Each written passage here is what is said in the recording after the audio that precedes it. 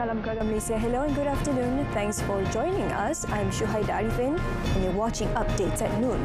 Making the headlines today. No inspiration yet for Parliament dissolution.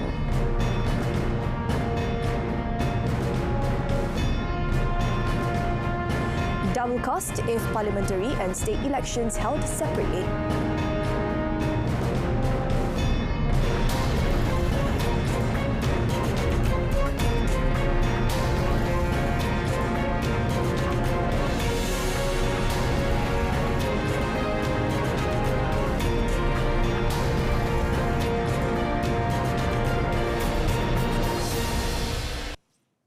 Prime Minister Datuk Seri Ismail Sabri Yaakob left for the United Arab Emirates UAE yesterday after concluding a 4-day working visit to New York, where he addressed the United Nations General Assembly UNGA.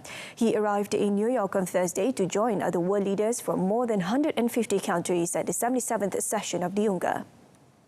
Dianggarkan mencecah Datuk Seri Ismail Sabri delivered the country's national statement at UNGA on Friday, speaking in Bahasa Melayu, the first time by a Malaysian leader addressing the UNGA. He touched on various international issues, among them the conflict in Ukraine and the issues of Myanmar and Palestine, as well as food security and climate change. This was the second time that Datuk Seri Ismail Sabri had addressed the UNGA. On the sidelines of the UNGA, the Premier with Palestine President Mahmoud Abbas, Netherlands Prime Minister Mark Rutte and UN Secretary General Antonio Guterres. He also hosted a Keluarga Malaysia Malaysian family dinner for the Malaysian diaspora in the United States. Ismail Sabri's second part of his working visit overseas is a 4-day trip to the UAE from 26 to 29 September.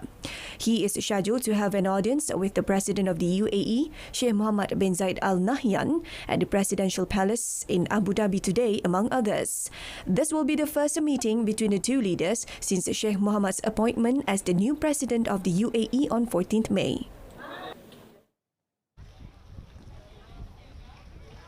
As speculation intensifies as to when the 15th general election GE15 will be called, Datuk Seri Ismail Sabri said that he has yet to decide when to dissolve Parliament. The Premier said any decision on the dissolution of Parliament will depend on the outcome of discussions by UMNO's top leadership on 30th September. 30 bulan petang ada top 5 dan juga biro politik, malam ada MT. Jadi kita tunggulah. Saya pun tak tahu apa agenda MT dan sebagainya. Jadi malam tu kita akan bincang lah. UMNO's top 5 refers to the President, Deputy President and 3 Vice Presidents. Asked if he has found the inspiration for when he wants to dissolve the Parliament, Datuk Seri Ismail Sabri replied with a brief, "Not yet." Meanwhile, Datuk Seri Ismail Sabri said, while taking a stroll around New York's famed Central Park, he was amazed at how the 832-acre park that was situated in the middle of a city would be well maintained and preserved. He went on to say that there would now certainly be proposals for a similar park to be developed in Malaysia as well. The dissolution and holding of separate parliamentary and state elections would only double the cost up to close to 2 billion ringgit. Minister in the Prime Minister's Department for Economy, Datuk Seri Mustafa Muhammad, said the action would also have an impact on the country's economic recovery process. Memanglah kalau hampir 2 kali ganda itu biasalah ya, kalau buat sekali maka kosnya lebih 1 bilion. Banyak masalah lah. Satu kos bagaimana bertambah hampir 2 kali ganda lah. Yang keduanya, saya duk anak suami isteri duk kerja kilang di Kuala Lumpur, balik dah nak balik pula. Tak balik berkali lah. Ada kesan. Datuk Seri Mustafa, who is also the Member of Parliament for Jeli, said if 2 elections were to be held separately, the focus would be more on politics than on the economic recovery. He said this will certainly burden the people and disturb the economic recovery process and political stability, as all parties will be campaigning, putting up election posters, holding ceramah and so on. The minister further noted that the important thing at the moment is economic recovery. PAS has previously said that it would not be dissolving the Legislative Assembly in the states under its administration if Parliament were to be dissolved this year. The National Disaster Management Agency, NADMA, has requested Disaster Management Committee at the state and district levels to be activated to increase the level of preparedness to face potential flooding in Sabah and Labuan. This follows a yellow-level weather alert issued by the Malaysian Meteorological Department, Met Malaysia, yesterday, involving continuous rain in several locations in Sabah and Labuan until today. According to NADMA, the disaster management committees must ensure that all food relief centres are equipped with basic needs. Control posts at the affected areas are also requested to have sufficient operational assets in good condition and ready for use. NADMA's National Disaster Command Centre, NDCC, will constantly monitor the technical parameters of the situation in collaboration with various technical agencies. Earlier, Met Malaysia announced that the areas affected in Sabah were the inland Kuala Penyu and Beaufort, on the west coast, Papa, Putatan, Penampang, Kota Kinabalu, Tuaran and Kota Belud and Kudat. Talent Corporation Malaysia Berhad Talent Corp needs to be empowered to ensure that the agency achieve its original goal to bring home talents, including professionals who migrated overseas because of better offers. Human Resources Minister Datuk Seri M. Saravanan said this was because the achievements of Talent Corp, an agency under the Human Resources Ministry KSM, established in 2011, was seen to be unsatisfactory.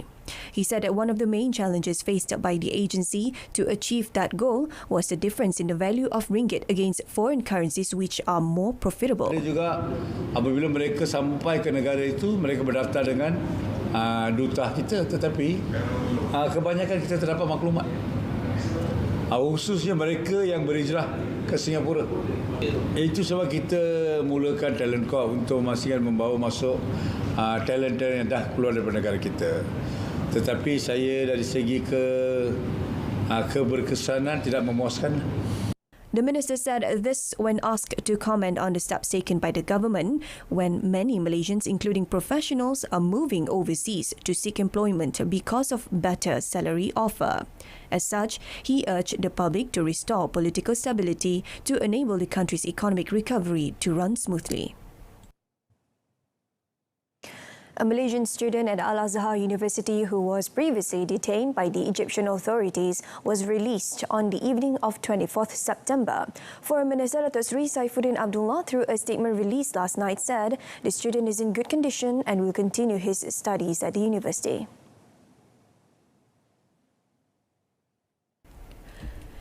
Elaborating further on the matter, Datuk Seri Saifuddin said that the Ministry of Foreign Affairs has worked closely with the Ministry of Foreign Affairs of Egypt through the Embassy of Malaysia in Cairo and the Egyptian Embassy in Kuala Lumpur to ensure the welfare of the students is safeguarded. He also said that the government of Malaysia also expressed its deepest appreciation to the government of the Arab Republic of Egypt for its close cooperation in this matter. Datuk Seri Saifuddin further noted that the ministry constantly pay close attention to the safety and welfare of Malaysians abroad and also advised Malaysians to always be aware of and obey the laws of the country they are in.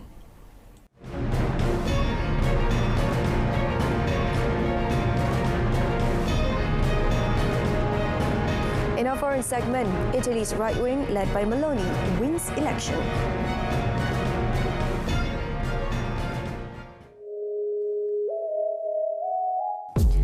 Why do we tell you stories? Relevant, New, efficient, accurate. reliable. We bring you extraordinary stories from around the world, from politicians, bankers, and even your favorite celebrities. This and many more on RTM's English News.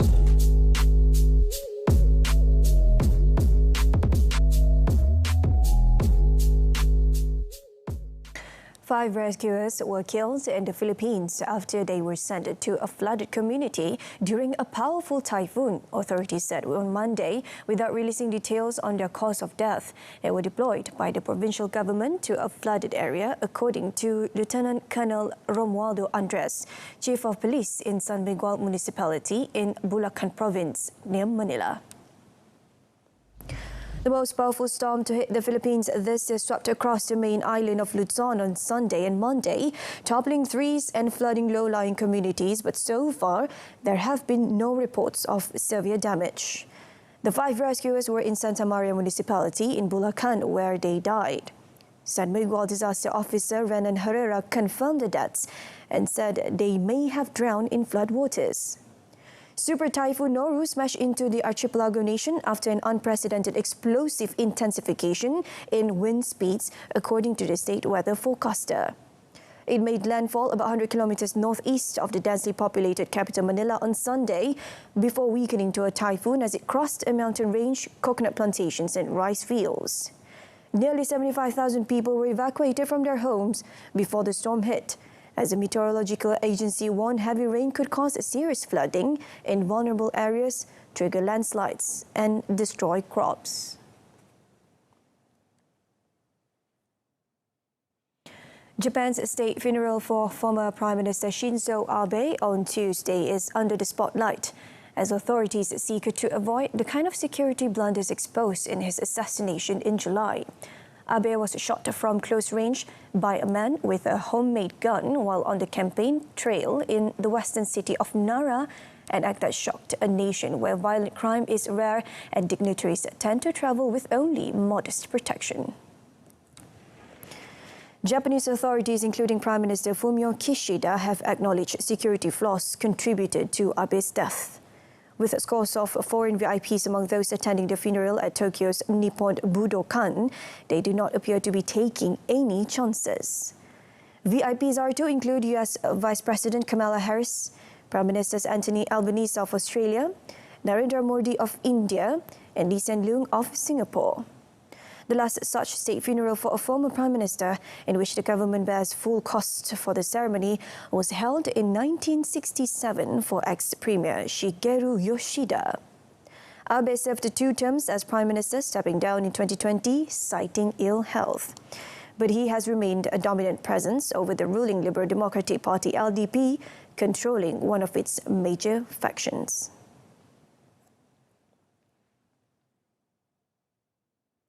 North Korea fired a ballistic missile toward the sea of its east coast yesterday, Seoul confirmed, ahead of planned military drills by South Korea and U.S. forces involving an aircraft carrier and a visit to region by U.S. Vice President Kamala Harris.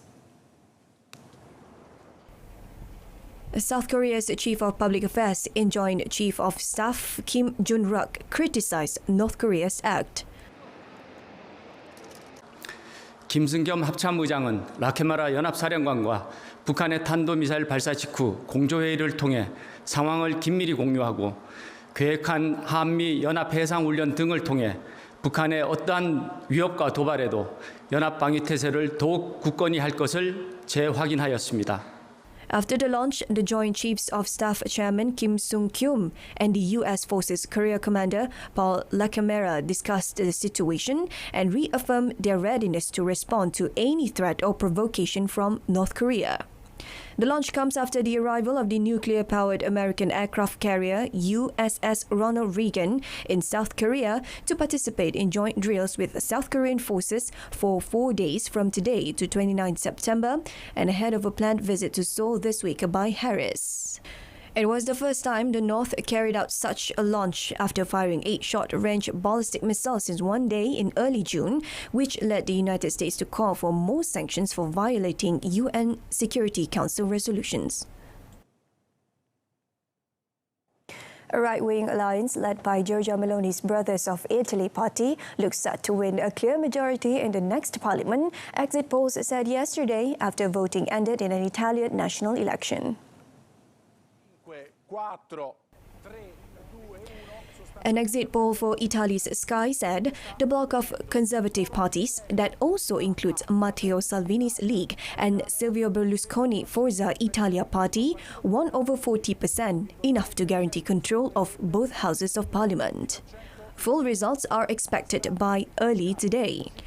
If confirmed, the result would cap a remarkable rise for Meloni, whose party won only 4% of the vote in the last national election in 2018, but this time round was forecast to emerge as Italy's largest group between 22.5 to 26.5%.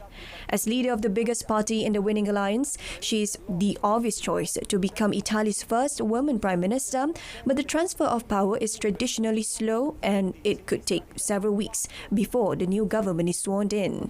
The outcome of the vote was also being watched nervously in European capitals and on financial markets, given the desire to preserve unity in dealings with Russia and concerns over Italy's daunting debt mountain. The new slimmed-down parliament will not meet until 13 October, at which point the head of state will summon party leaders and decide on the shape of the new government.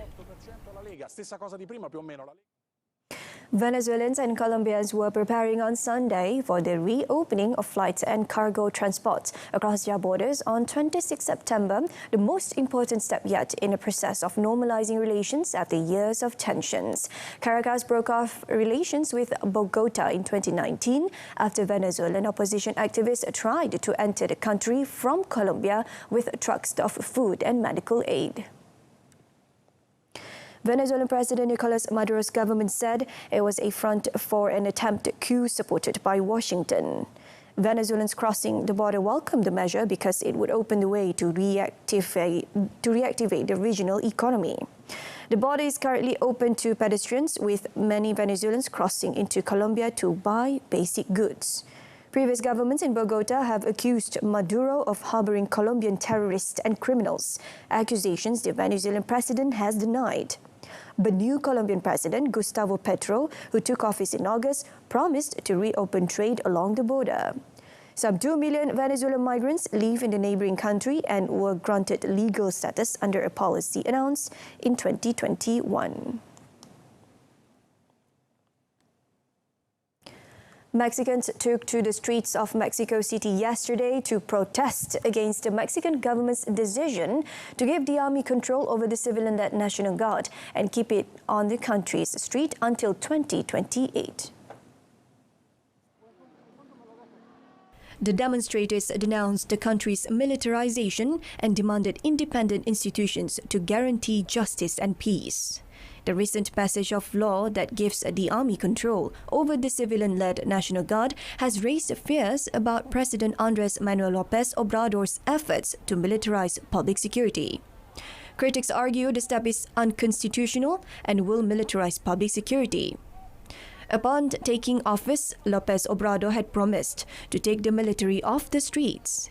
He then replaced the country's federal police with a Gendarmerie, the National Guard, in 2018. López Obrador's administration has presided over record levels of violence, and opposition legislators and activists say the National Guard has also committed alleged abuses.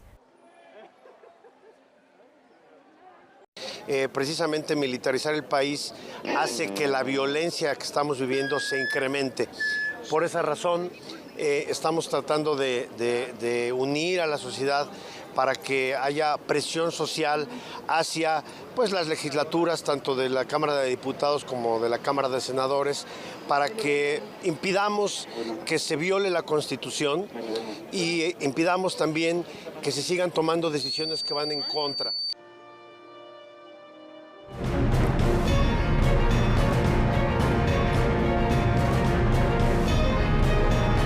Coming up in sports, Kings Cup eludes Harimau Malaya after shootout loss to Tajikistan.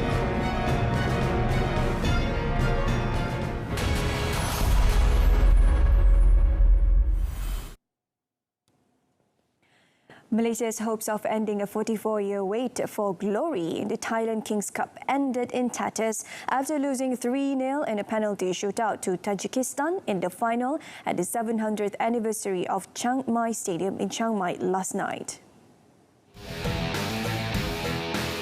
Earlier, in the final of the 48th edition of the tournament, national head coach Kim Pan-gon made 4 changes to the team who edged Thailand 5-3 on penalties on Thursday, including fielding Mohammad Nazmi in place of Muhammad Nur Azam Aziz, who was red-carded in the game.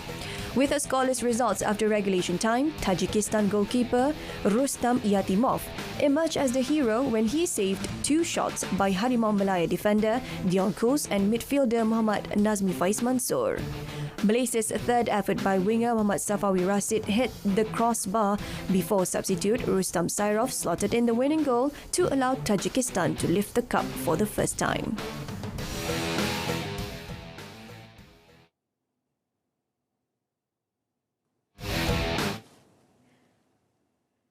Nary a tinge of regret but proud instead, national football squad head coach Kim Pan-gon hailed his charges for putting up good fighting spirit and mental fortitude throughout the game last night.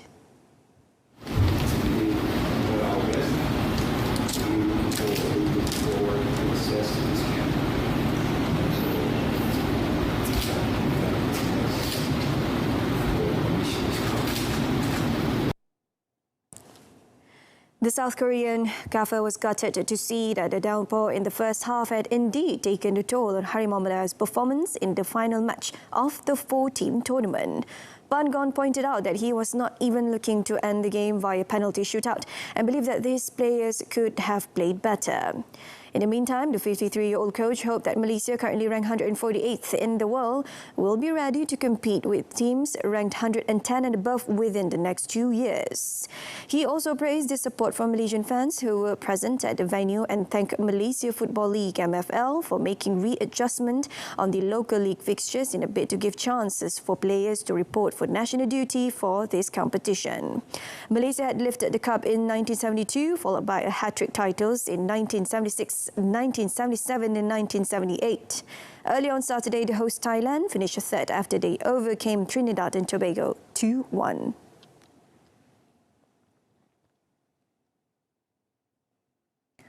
Youth and Sports Minister Datuk Seri Ahmad Faizal Azumu has described the Lito de Langkawi LTDL maintaining its Pro Series status from 2023 to 2025 as a positive development for cycling in the country.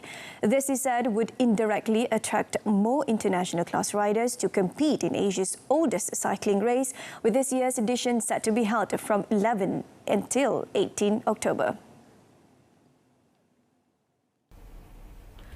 He also said that the Youth and Sports Ministry KBS would strive to ensure the LTDL would be able to continue to maintain its Pro Series status.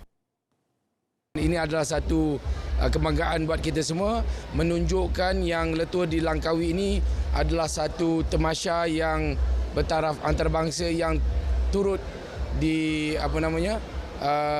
perhatian oleh pasukan-pasukan ternama daripada seluruh dunia. Ini satu perkara yang amat membanggakan dan tentunya seluruh rakyat begitu bangga daripada hari permulaan Letua di Langkawi diperkenalkan dan sekarang telah capai satu tahap yang amat membanggakan.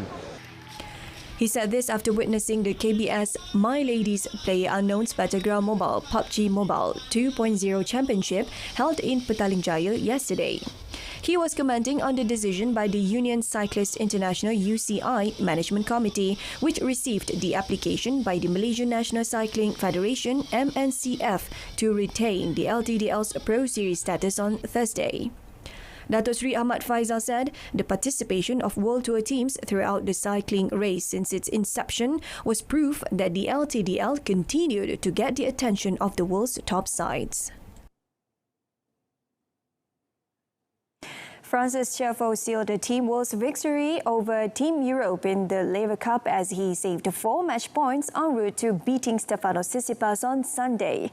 The American, who beat Roger Federer in the Swiss great's last competitive match on Friday, was outplayed in the first set but roared back to win 1-6, 7-6, 10-8 to give the Team World an unassailable 13-8 lead. Team World, who had lost the 4 previous editions of the team event, began the day trailing 8-4 but quickly recovered when Canada's Félix Auger-Aliassime, having partnered Jack Sock, overcame their opponents Andy Murray and Matteo Berrettini. Auger-Aliassime and Sock came from behind to win their tie 2-6, 6-3, 10-8. Auger-Aliassime continued his impressive form in this match against Novak Djokovic. the Canadians stunned the former world number 1 to a straight set 6-3, 7-6 victory. Tsitsipas had the chance to take the match to a deciding singles, but Tiafoe was inspired in front of a raucous crowd who loved his showman antics. Tsitsipas eventually hit the net on match point in the third set that gave Team World the win. Tiafoe's win, with 3 points for his team, gave Johnson McEnroe's Team World an unassailable 13-8 lead.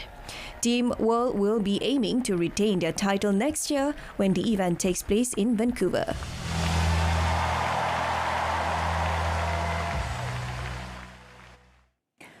Lorenzo Sonego beat Kazakh 7th-seed Alexander Bublik to win the Moselle Open in Metz, France on Sunday. The unseeded Italian backed a tight opening set before going on to seal a 7-6, 6-2 victory for a third ATP Tour single titles of his career.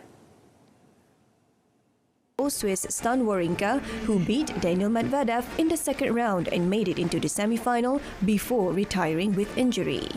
Next year's tournament will be pushed back in the calendar to early November.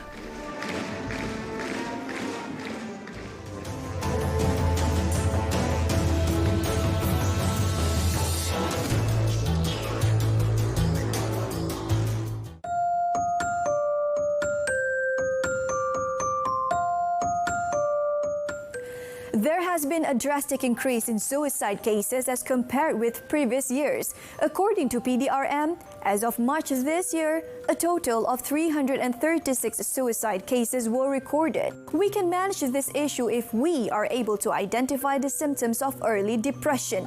Don't go through it alone. Go and get help.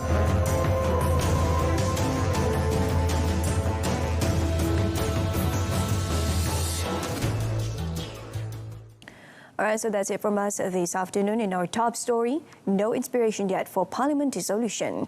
News at 10 comes on this evening on My Freeview's Berita RTM News channel. I'm Shuhaida Arifin. Thank you for watching.